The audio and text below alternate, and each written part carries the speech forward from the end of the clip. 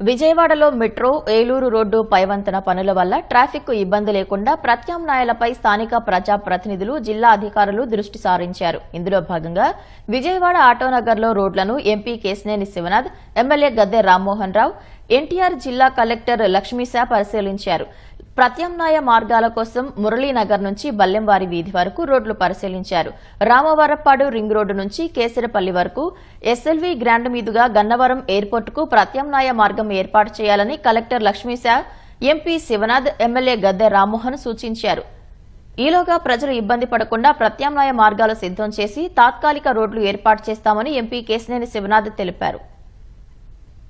తప్పకుండా ఇవాళ విజయవాడ ఆటోనగర్ మీద ఎంతో మంది సుమారుగా 1,00,000 మంది కార్మికులు జీవనోపాధి పొందుతున్నారు.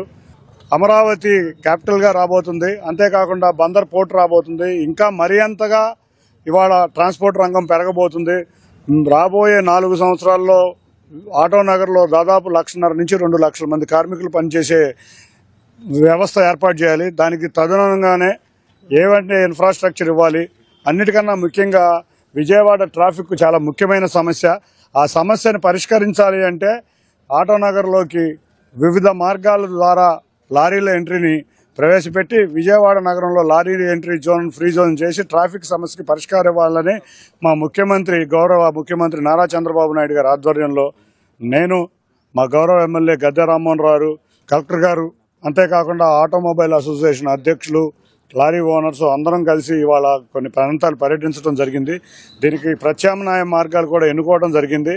ఆ ప్రత్యామ్నాయ మార్గాలు గౌరవ మంత్రి నారాయణ గారి దృష్టికి, అంతేకాకుండా ముఖ్యమంత్రి గారి దృష్టికి తీసుకువెళ్లి, ఎందుకంటే రేపు రాబోయే కాలంలో గన్నవరం నుంచి మెట్రో రాబోతుంది. అంతేకాకుండా మెడికల్ కాలేజీ నుంచి నెడమానూరు వరకు 6.3 కిలోమీటర్స్ ఫ్లైఓవర్ రాబోతుంది.